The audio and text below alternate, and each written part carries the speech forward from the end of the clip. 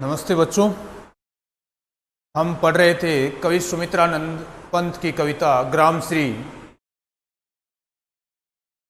और उसके हमने शुरू के 2 पद पढ़ लिए थे। अब तीसरा है, रंग रंग के फूलों में रिलमिल हंस रही सखियां मटर खड़ी, मखमली पेटियों से लटकी छिमियां छिपाए बीज लड़ी, फिरती है रंग रंग की तितली रंग रंग के फूलों पर सुंदर, फूले फिरते हैं फूल स्वयं उड़ उड़ वृंतों से वृंतों पर। तो बच्चों, हमने देखा था कि इस कविता ग्रामश्री कविता में कवि सुमित्रानंद पंत, हमने इनके बारे में बात की थी बच्चों, पंत के बारे में, कि ये प्रकृति का बहुत ही सुंदर और सूक्ष्म वर्णन करते हैं। जयशंकर प्रसाद की भी हमने इसमें बात की थी, सूर्यकांत त्रिपाठी निराला की भी बात की थी, महादेवी वर्मा की भी बात की थी। ये ऐसे कवि हैं जो प्रकृति का बहुत ही सूक्ष्म और बारीकी से वर्णन करते हैं। तो कवि एक गंगा नदी के तट पर बसे किसी गांव के प्राकृतिक सौंदर्य, गंगा नदी के तट पर बसे किसी गांव के प्राकृतिक सौंदर्य का बहुत ही सुंदर वर्णन कर रहे थे। वहाँ की हरियाली, पेड़ पौधे, फसलें खड़ी हैं उनका। तो अब वाक्य कवि उसमें क्या कह रहे हैं कि रंग रंग के फूलों में रिलमिल हंस रही सखियां मटर खड़ी। तो कवि कह रहे हैं कि गांव में हरी भरी हरियाली चारों तरफ फैली हुई है, और उसमें क्या है, खेतों में जो मटर की फसल है, हंस रही सखियां मटर खड़ी, मटर की जो फसल है वो पक गई है, उस पर फलियां लगी हुई हैं और वो एकदम हरी भरी नजर आ रही है। तो फली, जो मटर की जो फली है, उसको कवि ने यहाँ पर क्या कह दिया, जैसे आपस में कोई युवतियां जो हैं, स्त्रियां जो हैं, आपस में बातें कर रही हो, हंस रही हो। यहाँ पर जो मटर की जो फली है उसको कवि ने किसकी उपमा दे दी कि जैसे आपस में कोई 2 स्त्रियां हैं, सहेलियां हैं, वो खड़ी आपस में बातें कर रही हो, हंस रही हो। रंग रंग के फूलों में रिलमिल, अनेक प्रकार के फूल खिले हुए हैं, हंस रही सखियां मटर खड़ी, और वहां पर जो मटर की फसल है उसमें फलियां हरी हरी, वो बहुत ही सुंदर लग रही हैं। तो ऐसा लग रहा हो कि मटर की जो फली है वो एक स्त्रियों की तरह आपस में, सहेलियों की तरह आपस में हंसकर बातें कर रही हूं। मखमली पेटियां सी लटकी, अब जो मटर की फलियां हैं वो पक गई हैं, उसमें बीज पड़ गए हैं, तो वो मखमल किसी पेटियां नजर आ रही हैं। छिमियां छिपाए बीज लड़ी, और छिमियां जो है, सेम की जो फलियां हैं उसमें भी बीज आ गए हैं, तो वो अपनी फली के अंदर बीजों को छिपाए हुए है। रंग रंग के फूलों में रिलमिल, अनेक प्रकार के फूल गाँव में, फसलों पर वहाँ पर लगे हुए हैं, रंग बिरंगे फूल हैं, और उसमें मटर के पौधे खड़े हैं जिन पर फलियां लग रही हैं, और फली ऐसी लग रही है मानो कि आपस में सहेलियां हैं, वो वहां पर खड़ी हो और हंस रही हो। मखमली पेटियों से लटकी, और उन मटर की जो फलियां हैं वो ऐसा लग रहा जैसे मखमल की कोई पेटी हो, वैसे वो उन पौधों के लटक रही हैं। छिमियां छिपाए बीज लड़ी, और जो सेम फली है वो भी, उसमें भी बीज आ गए हैं, और उनके बीजों के भीतर, फली के भीतर वो बीज दिखाई दे रहे हैं, महसूस हो रहे हैं। फिरती है रंग रंग की तितली, अब इन फूलों पर रंग बिरंगे फूल हैं, अनेक प्रकार के पौधे हैं, उन पर रंग बिरंगी तितलियां हैं, वो घूम रही हैं। हम देखते हैं कि जहां फूल होते हैं तो वहां पर बहुत सारी तितलियां होती हैं, अनेक प्रकार के फूल, उतनी अनेक प्रकार की तितलियां, रंग बिरंगी तितलियां हैं, वो उन फूलों पर घूम रही हैं। रंग रंगे फूलों पर सुंदर, अनेक रंग बिरंगे फूलों के ऊपर अनेक रंग बिरंगी तितलियां हैं, वो बैठ रही हैं, घूम रही हैं, उड़ रही हैं उन फूलों पर। फूले फिरते हैं फूल स्वयं, फूला न समाना, बहुत प्रसन्न होना, मुहावरा हो गया, फूला न समाना, बहुत प्रसन्न होना। फूले फिरते हैं फूल स्वयं उड़ उड़ वृंतों, वृंतों का मतलब होता है डंठल, डंठल, वृंतों का मतलब होता है डंठल, फूल के जो भीतर होता है। तो कवि क्या कह रहे हैं, फूले फिरते हैं फूल स्वयं प्रसन्न होकर एक डंठल से दूसरे डंठल पर जा रहे हैं, अर्थात फूलों पर जो तितलियां बैठ रही हैं, फूलों पर जो तितलियां बैठ रही हैं वो एक फूल से दूसरे फूल पर लगातार उड़कर इधर से उधर जा रही हैं। तो कवि कह रहे हैं कि ऐसा लगता है मानो जैसे फूल भी रंग बिरंगे हैं, तितलियां भी रंग बिरंगी है, तो ऐसा लगता है मानो फूल है वो स्वयं ही एक इधर से उधर, एक डंठल से दूसरे डंठल पर, एक टहनी से दूसरी टहनी पर आ जा रहे हैं, जबकि आ जाने का काम कर कौन रहा है? वो तितलियां कर रही हैं। लेकिन कवि कह रहा है ऐसा लगता है कि फूल भी स्वयं खुश होकर, प्रसन्न होकर एक डंठल से दूसरे डंठल पर जा रहे हैं, एक टहनी से दूसरी टहनी पर बैठ रहे हैं। तो यहां पर कवि ने इस पद में क्या कहा है? गांव की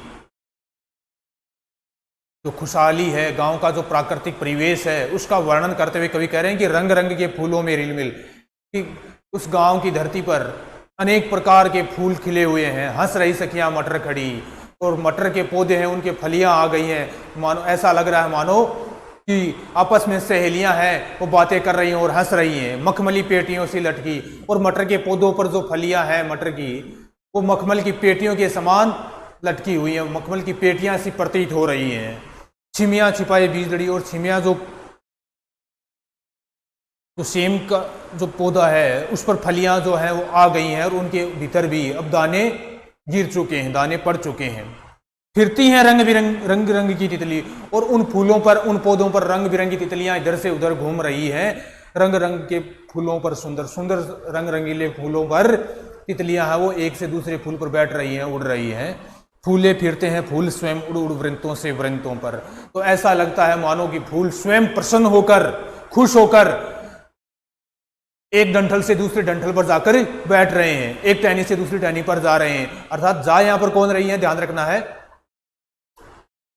तितलियां उड़ रही हैं, तितलियां एक फूल से दूसरे फूल पर बैठ रही हैं। तो कवि कह रहे हैं ऐसा लग रहा है मानो कि ऐसे ही रंग बिरंगे फूल है और वैसे ही रंग बिरंगी तितलियां, तो ऐसा लग रहा है मानो कि फूल एक स्थान से दूसरे स्थान पर जा रहे हैं, घूम रहे हैं, एक डंठल से दूसरे डंठल पर बैठ रहे हैं। फिर अगला पद है बच्चों,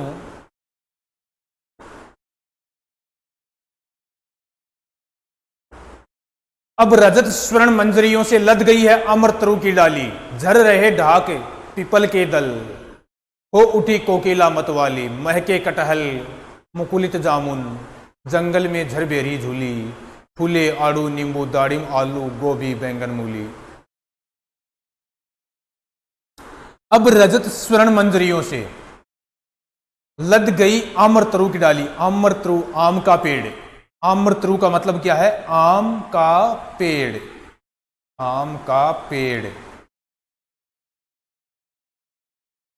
तो कवि क्या कह रहे हैं? अब रजत स्वर्ण मंजरियों से लद गई आम्र तरु की डाली, कि जो आम के पेड़ हैं उनकी टहनियों पर अब जो मिंजर जो है वो आना शुरू हो गई हैं, और वो ऐसा लग रहे हैं जैसे रजत स्वर्ण, सोने और चांदी के रंगों की सी मिंजर है वो आना शुरू हो गई है, मंजरियां हैं वो आना शुरू हो गई हैं। अर्थात जब फल लगता है आम का, उससे पहले जो मिंजर जो उनको पर आती है तो वो आना शुरू हो गई है।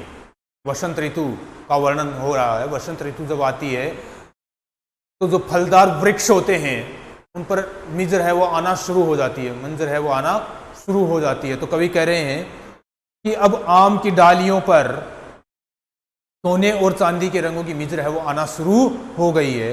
झर रहे ढाक पीपल के दल, और झर रहे ढाक और पीपल, ढाक और पीपल के पेड़ हैं, अब उनसे भी रस टपकना शुरू हो गया है, वो झरने लग जाते हैं, उनसे रस गिरता। पीपल के पेड़ को आपने देखा होगा, ढाक के पेड़ से भी वैसे रस गिरने शुरू हो जाता है, टपकना शुरू कर देते हैं, रस गिरना नीचे गिरने लग जाता है, टपकने लग जाते हैं वो।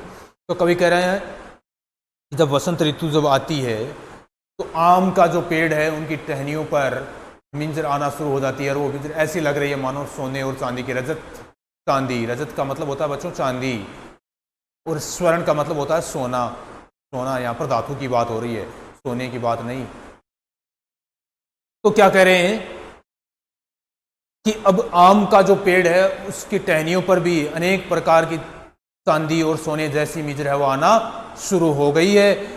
झर रहे ढाक पीपल के दल, और ढाक और पीपल के वृक्ष हैं उनसे भी अब रस है वो टपकने लग गया है। ढाक और पीपल के वृक्षों से भी रस टपकना शुरू हो उठी कोकिला मतवाली। और जब वसंत का मौसम आता है तो कोयल भी है वो मतवाली हो जाती है, पागल हो जाती है, मधुर गीत गाने लगती है।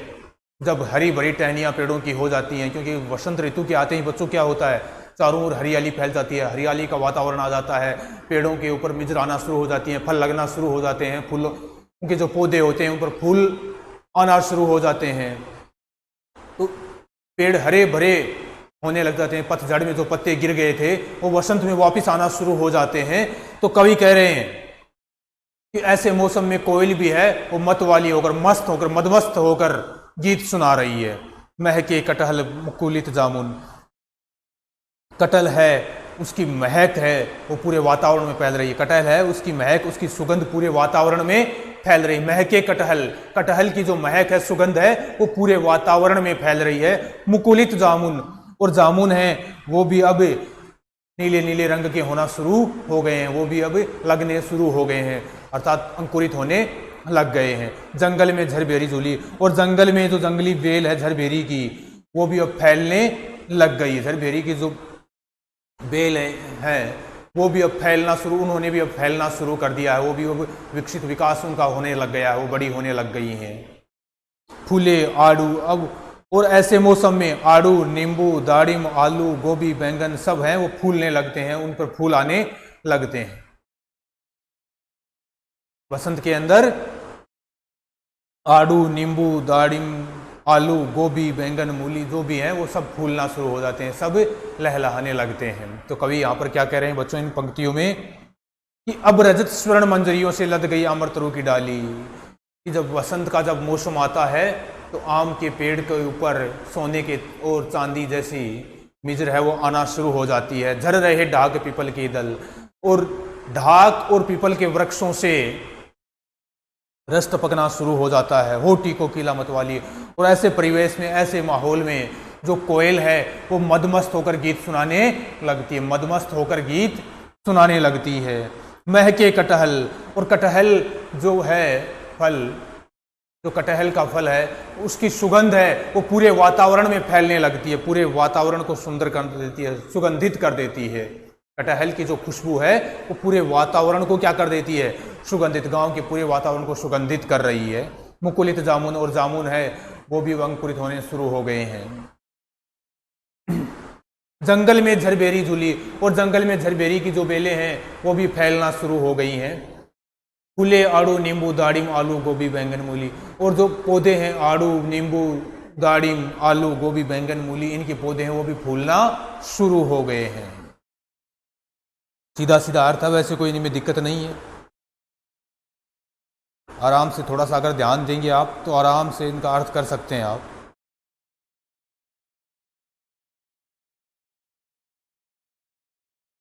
अब अगला है पीले मीठे अमरूदों में अब लाल लाल चितियां पड़ी, पक गए सुनहले मधुर बेर, आंवले से तरु की डाली जड़ी, लह लह पालक मह मह धनिया, लौकी ओ सेम फली थैली, मखमली टमाटर हुए लाल, मिर्चों की बड़ी हरी थैली। पीले मीठे अमरूदों में अब लाल लाल चितियां पड़ी। कवि क्या कह रहे हैं, पीले मीठे अमरूदों में अब लाल लाल चितियां पड़ी, कि अमरूद हैं वो अब मीठे हो गए, पीले रंग के हो गए हैं और मीठे हो गए हैं। अब उनके ऊपर, उनके फलों पर लाल लाल रंग की चित्तियां हैं वो पड़ने शुरू हो गई हैं। अमरूद हैं वो पक गए हैं, अब पीले रंग के हो गए, वो मीठे हो गए हैं, और उन पर अब लाल लाल चितियां हैं वो पड़ने लग गई हैं। पक गए सुनहले मधुर बेर, और जो बेर हैं, जो झाड़ियों के जो पौधे हैं उन पर जो बेर लगे रहते हैं वो भी अब पक कर सुनहले सोने के रंग के हो गए हैं, सुनहले हो गए हैं, वो भी अब पक गए हैं। आंवली से तरु की डाल जड़ी, और आंवले से पेड़ की डालियां हैं वो जड़ी हुई हैं, अर्थात पेड़ों पर आंवले के जो फल हैं वो भी अब बहुत मात्रा में लगे हुए हैं, तो पूरा पेड़, उनकी टहनियां जो हैं वो उनसे लदी पड़ी हैं। लह लह पालक, खेतों में पालक है वो लहरा रहा है, मह मह धनिया, धनिया है वो महक रहा है, सुगंधित कर रहा है वातावरण को। लह लह पालक, खेतों में पालक है वो लहरा रहा है, मह मह धनिया, धनिया है वो वातावरण को सुगंधित कर रहा है। लौकी और सेम फली फैली, लौकी और सेम की बेलें हैं वो भी अब फैल चुकी हैं, बड़ी विस्तृत हो गई हैं, उन पर भी अब फूल आना शुरू हो गया है। मखमली टमाटर हुए लाल, जो टमाटर हैं मखमली रंग के वो अब लाल रंग के हो गए हैं। जो मखमली टमाटर थे वो भी पक कर अब कैसे हो गए हैं, लाल रंग के हो गए हैं। मिर्चों की बड़ी हरी थैली, और मिर्चों के पौधे गुच्छे में लगे हुए हैं, उनके ऊपर भी अभी थैलियां सी आना शुरू हो गई हैं। तो ऐसा लग रहा है जैसे थैलियों का गुच्छा हो। तो कवि ने यहाँ पर क्या कहा कि पीले मीठे अमरूदों में अब लाल लाल तितियां पड़ी, कि अमरूद हैं वो पक गए हैं, पीले रंग के हो गए हैं, मीठे हो गए हैं, और उन पर लाल लाल तितियां पड़ गई हैं। पक गए सुनहले मधुर बेर, और बेर झाड़ियों के जो वृक्ष हैं उनके ऊपर भी जो बेर लगते हैं वो भी अब पक कर सुनहले हो गए हैं, अर्थात वो पक गए हैं। आंवली से तरू की डाल जड़ी, और गांव में जो आंवले के जो पौधे हैं उनके ऊपर अब आंवला है वो लगना शुरू हो गया है, उनकी डालियां हैं उनसे जड़ चुकी हैं, मोतियों की तरह वो उस पर चिपके हुए हैं, लगे हुए हैं। लह लह पालक, खेतों में पालक लहरा रहा है, मह मह धनिया, धनिया महक रहा है। लौकी ओ सेम फली फैली, लौकी और सेम की जो बेलें हैं वो भी अब फैल रही हैं, विस्तृत हो रही हैं, उन पर भी फूल आ गए हैं। मखमली टमाटर हुए लाल, जो मखमली टमाटर थे मखमल के जैसे वो भी अब लाल रंग के हो गए, अर्थात पक गए हैं। मिर्चों की बड़ी हरी थैली, और मिर्चों के जो गुच्छे लगे हुए हैं उन पर भी अब थैलियां सी आ गई हैं, ऐसा लगता है मानो वो थैलियों के गुच्छे भरे हुए हों। तो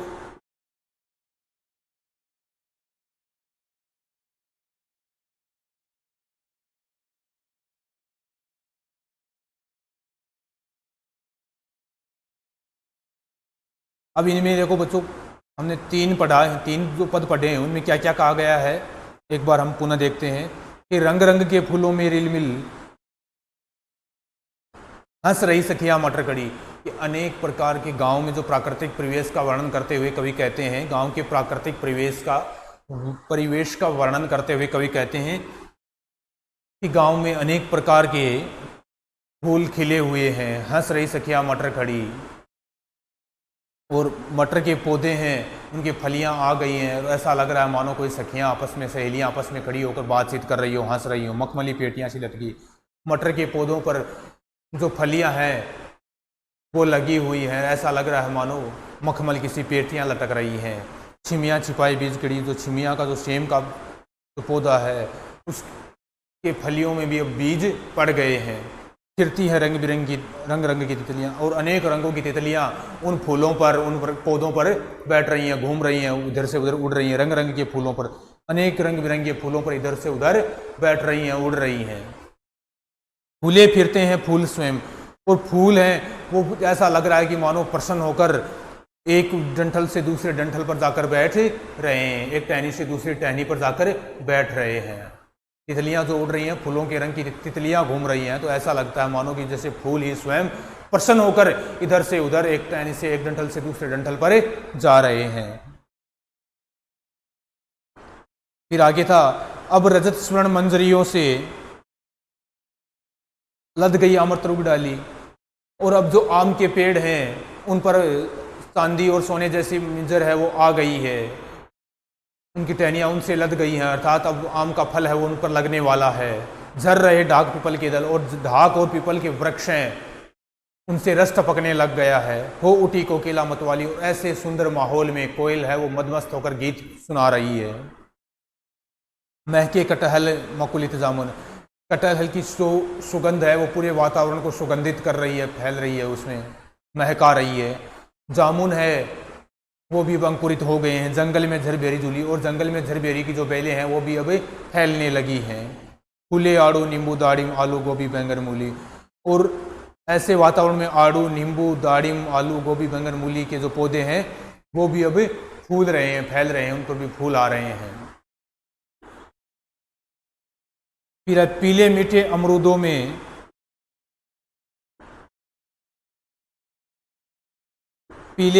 अमरूदों में अब लाल लाल तितलियां पड़ी, और जो अमरूद थे, पीले और मीठे अमरूद हैं, उन पर भी अब लाल लाल तितलियां पड़ गई हैं, अर्थात वो पक गए हैं।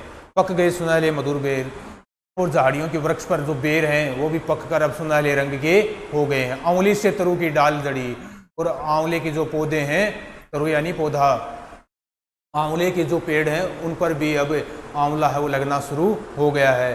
तो आंवले से उस पेड़ की, आंवले के पेड़ की जो टहनियाँ हैं वो लद गई हैं,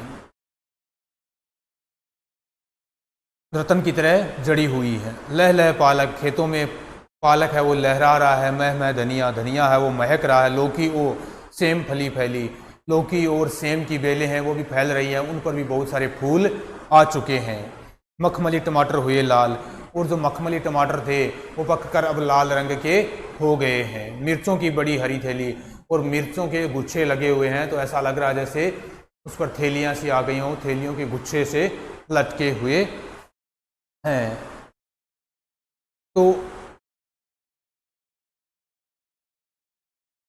अब बच्चों हम देखते हैं अगले पद कवि सुमित्रानंद पंत के।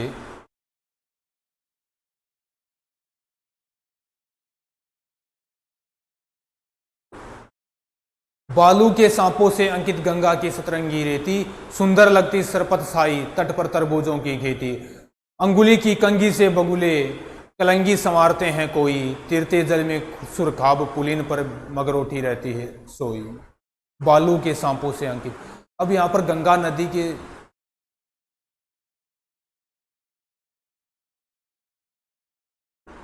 हमने पहले भी बात की थी, गंगा नदी के तट पर बसे किसी गांव की कवि बात कर रहे हैं, तो वो कह रहे हैं कि बालू के सांपों से अंकित, गंगा के तट के ऊपर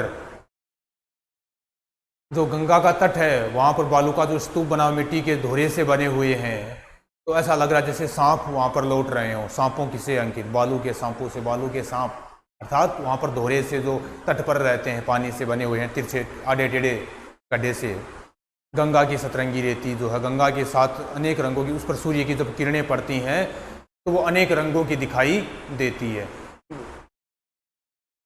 गंगा के तट पर जो उसका तट है उस पर जब सूर्य की किरणें पड़ती हैं तो बालू का जो स्तूप है वो टेढ़े मेढ़े अनेक रंगों का दिखाई देने लगता है। सुंदर लगती सरपत छाई, और वहां पर सरपत यानी हरी भरी घास, तो वहां पर अनेक प्रकार की घास है वो उगी हुई है। तट पर तरबूजों की खेती, और गंगा के तट के किनारे लोग हैं वहां पर तरबूजों की खेती कर रहे हैं। अंगुली की कंघी से बुगले, अब नदी है, नदी का तट है तो पास में नदी है, तो उस पर बगुले हैं वो अपने पैरों से अपने सिर पर हैं वो कंघी कर रहे हैं, अर्थात अपने सिर को खुजला रहे हैं। कलंगी संवारते हैं, कोई अपनी कलंगी को संवार रहे हैं अपने हाथों की अंगुलियों की कंघी से, अपने पैरों की जो अंगुलियां हैं उनसे अपनी कलंगी को संवार रहे हैं, अपने सर पे हाथ फेर रहे हैं। गिरते जल में सुरखाब, और सुरखाब पक्षी है वो पानी में तैर रहा है। तिरते जल में सुरखाब, सुरखाब पक्षी है वो पानी में तैर रहा है। पुलिन पर मगरोटी रहती है, और किनारे पर, पुलिन का मतलब होता है किनारा, पुलिन का मतलब किनारा, किनारे पर मगरोटी है वो सोई हुई रहती है। तो क्या हुआ बच्चों इसमें कि बालू के सांपों से अंकित गंगा की सतरंगी रहती। बालू का जो स्तूप बना हुआ है, गंगा के किनारे तट है उसके ऊपर बालू का स्तूप बना हुआ है, ऐसा लग रहा है जैसे टेढ़े मेढ़े सांप गिरे हुए हों। वहां पर जब सूर्य की किरणें पड़ती हैं तो वो अनेक रंगों में दिखाई देती है, और वहां पर अनेक प्रकार की घास है वो छाई हुई है। वहां पर किसान है वो गंगा के तट पर तरबूजों की खेती कर रहे हैं, और वहां पर गंगा के किनारे बैठे बगुले हैं वो अपने पैरों की अंगुलियों से अपनी कलंगी को संवार रहे हैं, और सुरखाब जो पक्षी है वो पानी में तैर रहे हैं, और किनारे पर मगरोटी बैठी सोई रहती है। तो इसके आगे का भाग है बच्चों वो हम अगले वीडियो में देखेंगे।